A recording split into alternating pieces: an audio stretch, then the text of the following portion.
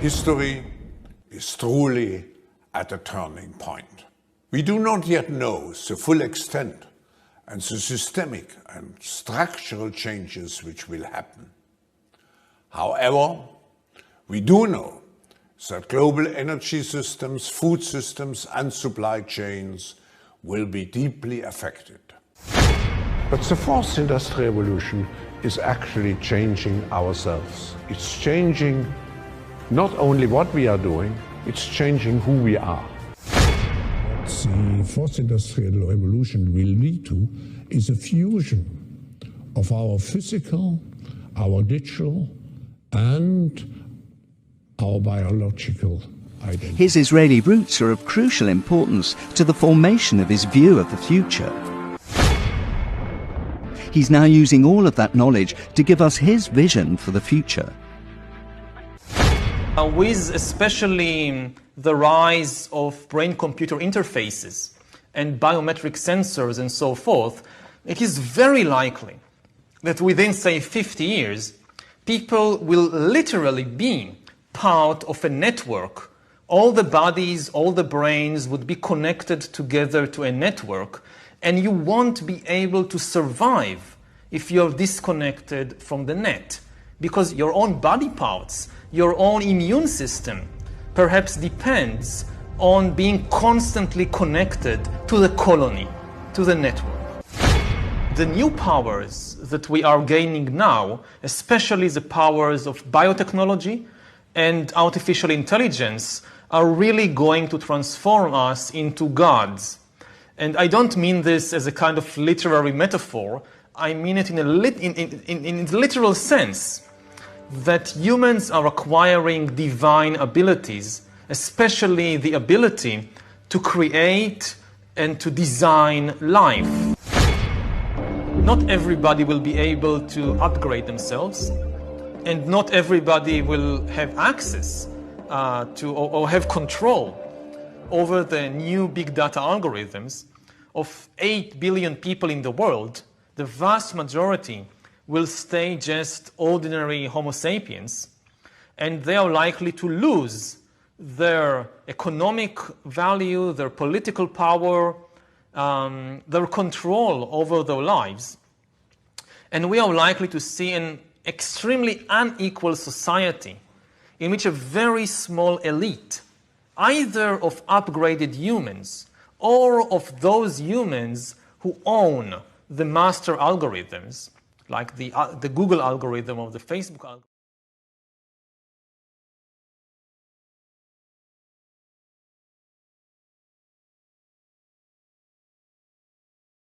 For all of these reasons, I have decided that the global monkeypox outbreak represents a public health emergency of international concern.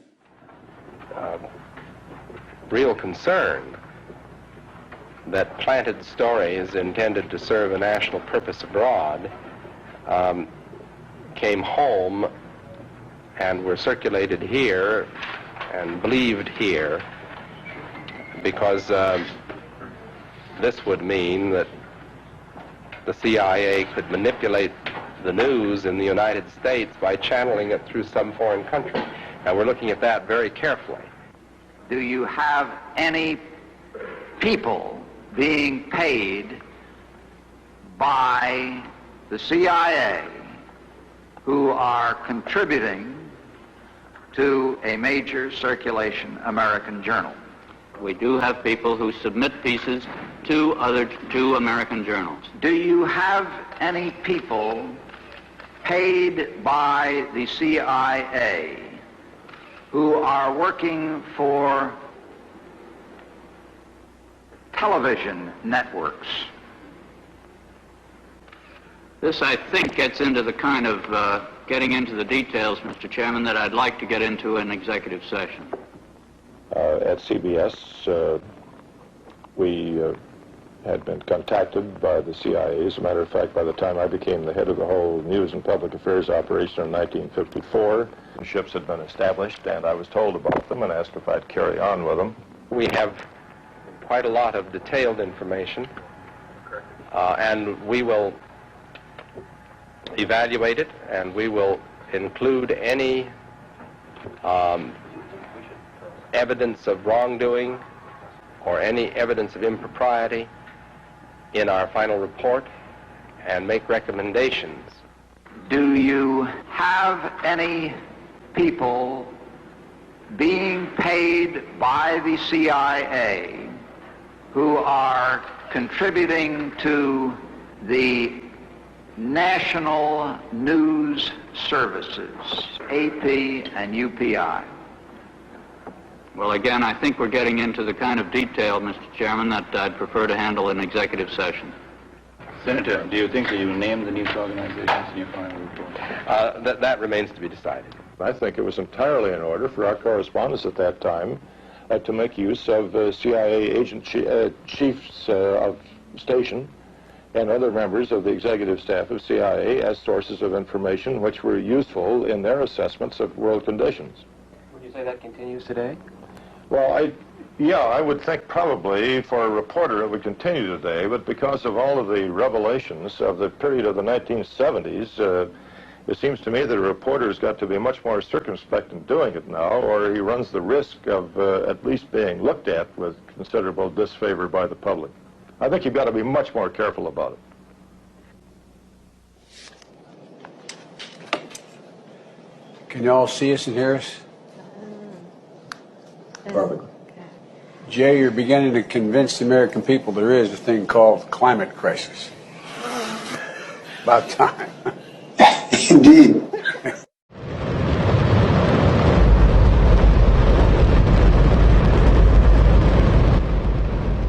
Don't worry if you can't hear what I'm saying. I couldn't even hear myself. This is the loudest sound you could possibly conceive.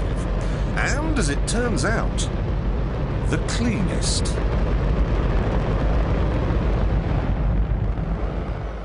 Now, the most amazing thing is that that cloud up there, which was generated by the engine, is just a mixture of hydrogen and oxygen. It's water vapor. And in about an hour's time, someone in Mississippi is going to get wet washing. It will actually rain.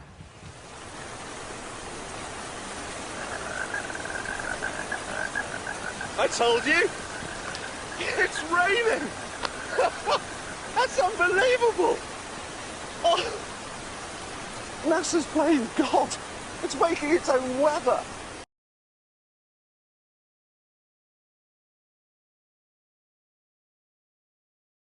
He's the CEO of the Weather Channel now.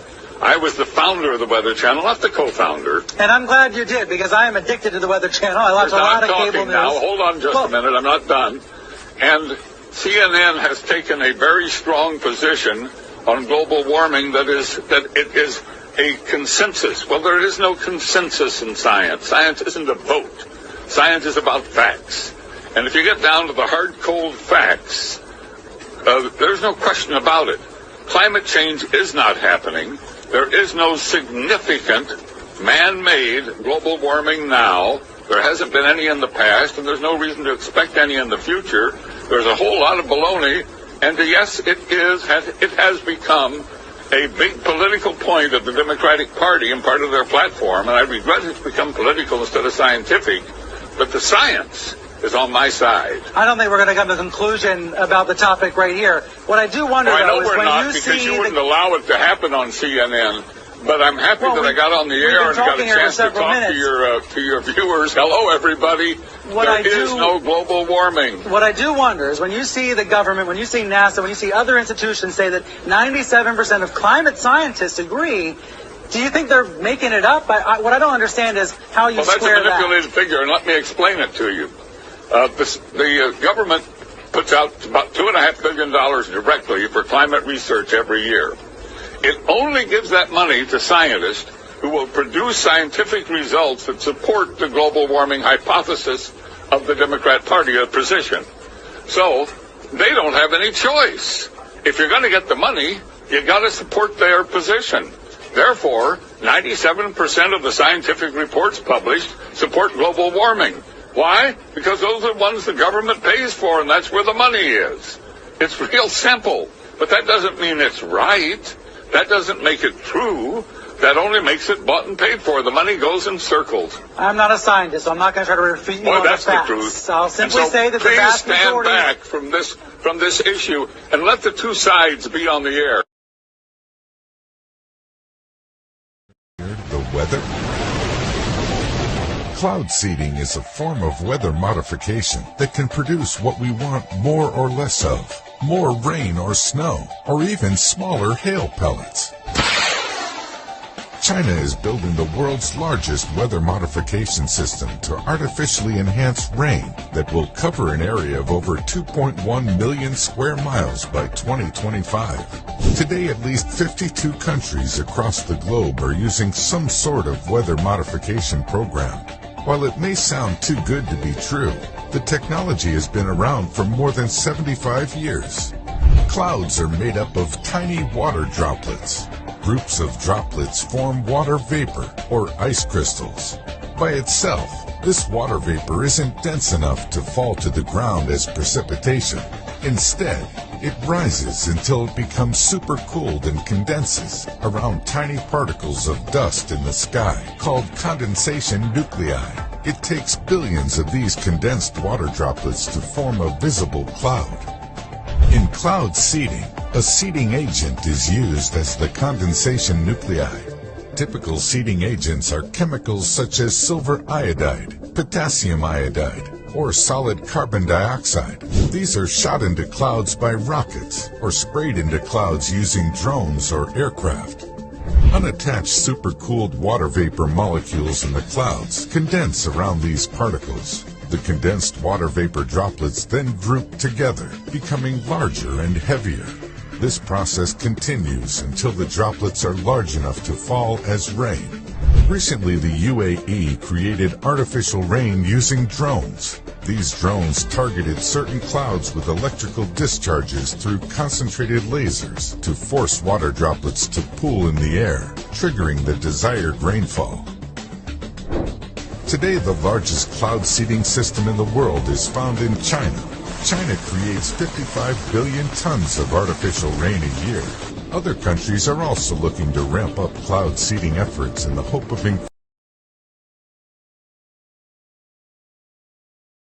quote, they want to control the weather by 2025, and we are not talking about just seeding the clouds for rain. Of April this year, there are more than 150 different weather modification programs around the world. Since about 2000, the Department of Defense and the Department of Energy have been spraying the entire United States sky with the toxic brew of chemicals and other biologic agents. Military and some commercial jets have been fitted with huge barrels of at least 49 different kinds of documented chemical poisons.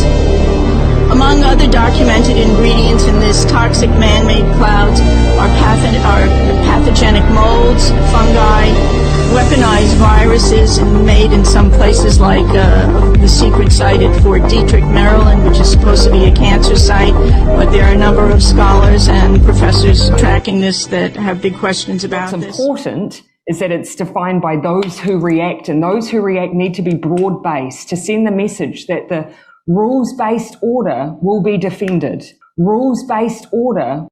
At this summit, we rallied our alliances to meet both the direct threats of Russia poses to Europe and the systemic challenges that China poses to a rules-based world order.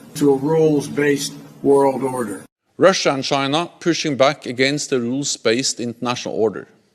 Russia and China pushing back against the rules-based international order.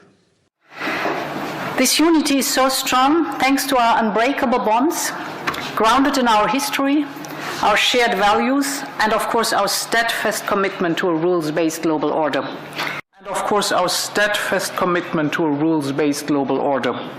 And that requires us not only to lead alone, but also to build coalitions and networks that will put responsibility with others and expect them to play their role in a rules-based global order.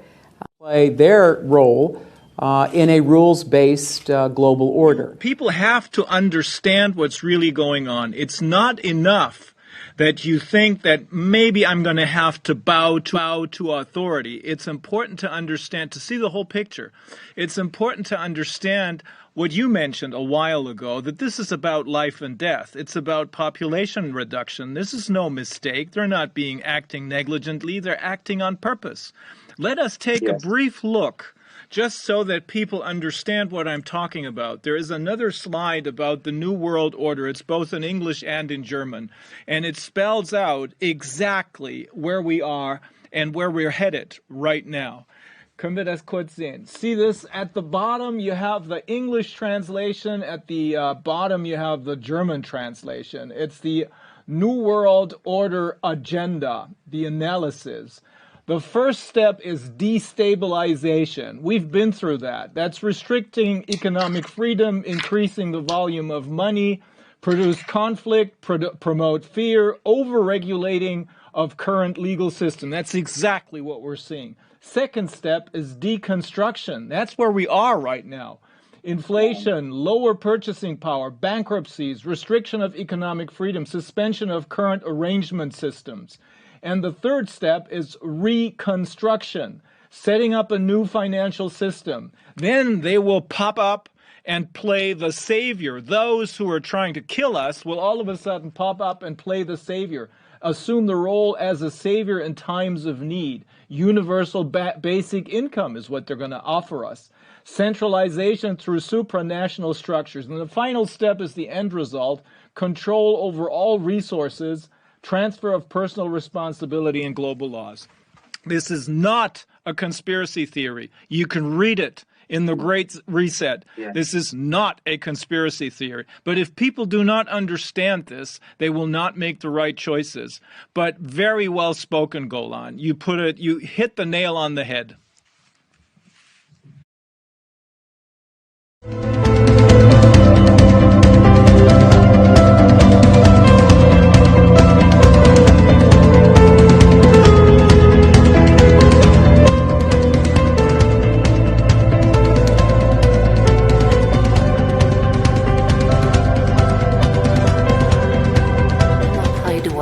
From human population growth, because it underlies so many of the other problems. All these things we talk about wouldn't be a problem if there was the size of population that there was 500 years ago.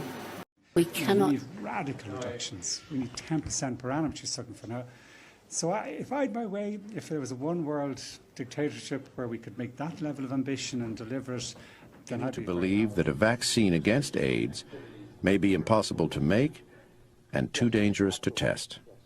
If you take it and then a year goes by and everybody's fine, then you say, okay, that's good. Now let's give it to 500 people. And then a year goes by and everything's fine. You say, well, then now let's give it to thousands of people. And then you find out that it takes 12 years for all hell to break loose. And then what have are rallying against the government on their tractors.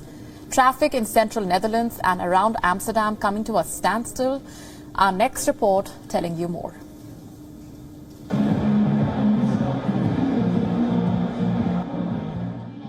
This is Strooi, a village in the Dutch province of Gelderland in central Netherlands.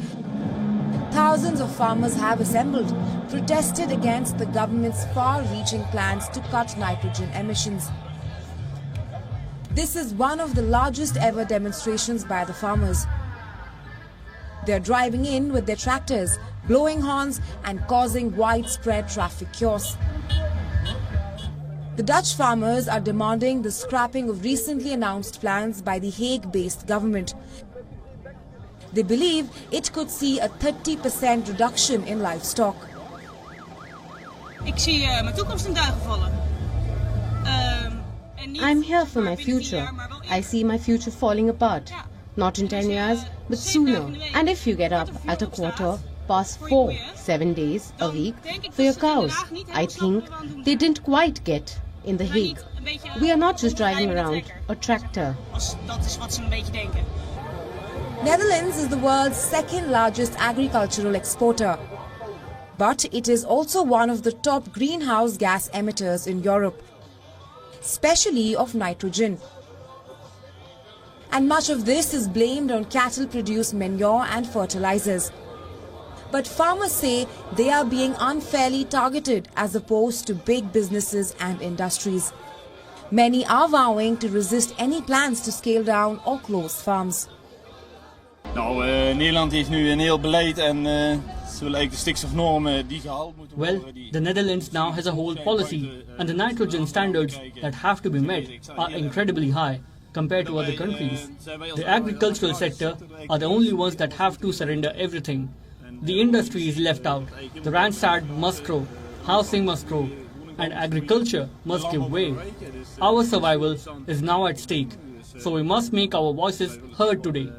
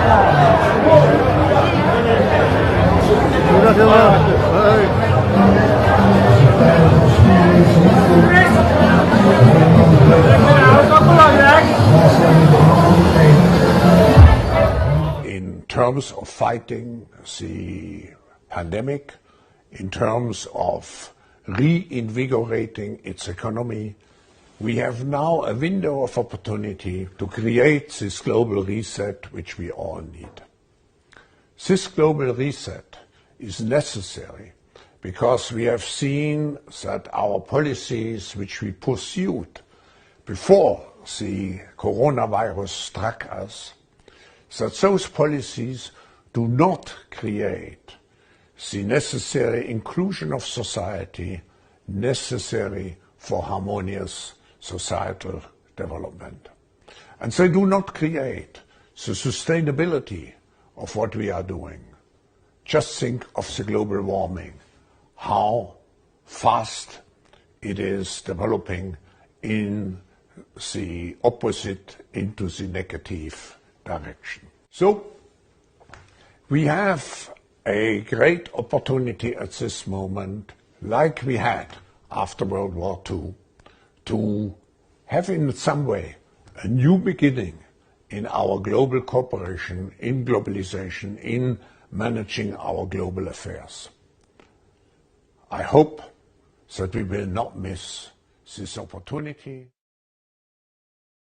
I thank you for your engagement, and it is now my great pleasure to invite the Honorable Gavin Newsom, the Governor of California, on stage to provide us with his remarks. And Governor, I think it's very significant that you open this meeting, because we know the pioneering role California is playing and you personally have played. And we are honored to have you here as a friend of the World Economic Forum since many, many years. Governor, the floor is yours.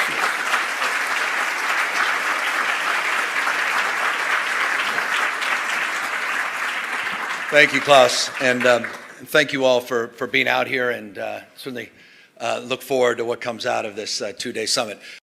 You're okay. You're not going to get COVID if you have these vaccinations. Hey, folks, guess you heard this morning I tested positive for COVID. And when people are vaccinated, they can feel safe that they are not going to get infected. Dr. Fauci says he has COVID again.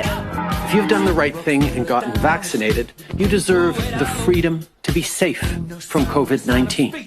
And this morning, I learned I tested positive for COVID-19 as well. With 3 doses that you can prevent it not just from serious illness, but from getting this virus, this Omicron variant, and therefore giving it to others. Victorian Premier Daniel Andrews is in quarantine for 7 days after testing positive to COVID. So I'm fully vaccinated. It gives me some comfort. Anthony Albanese has just tested positive for coronavirus. Having received 2 doses of AstraZeneca, it's a very effective vaccine, protection from symptomatic illness and therefore risk of transmission to others. Scientists are beginning to believe that a vaccine against AIDS may be impossible to make and too dangerous to test. If you take it and then a year goes by and everybody's fine, then you say, okay, that's good. Now let's give it to 500 people, and then a year goes by and everything's fine. You say, well, then now let's give it to thousands of people, and then you find out that it takes 12 years for all hell to break loose, and then what have you done? Scientifically clear that these vaccines do not prevent acquisition of the disease. SARS-CoV-2 does not prevent transmission of the disease, does not prevent illness from the disease, and does not prevent death from the disease. And in fact, in studies, the all-cause mortality rates have been shown now to be higher in numerous studies in those who have received the vaccine than those who have not. So it does not prevent transmission. Those who have gotten the shots can acquire and transmit at equal volumes. University of Wisconsin, University of California, Vietnam, multiple studies affirming this scientifically peer-reviewed data. And mechanistically, he's basically talked about it's from IgA. Secretory IgA is the most abundant antibody in our body, and it does not get stimulated from any of these vaccines. This is a respiratory virus. Secretory IgA is in the respiratory system, and that's one of the main reasons why vaccinated people actually can't harbor Anthony more. Fauci, who is the White House chief medical advisor to other officials in the Biden administration and to 5 social media companies for allegedly colluding to suppress free speech. The plaintiffs in the lawsuit are Missouri Republican Attorney General Eric Schmidt and Louisiana Republican Attorney General Jeff Landry, who alleged that Biden administration officials worked with Twitter and other major social media networks to suppress truthful information on a number of topics, including COVID-19. One of the examples cited that was Fauci held secret meetings with scientists. These scientists soon began discrediting the theory that the COVID-19 virus came from a Chinese lab.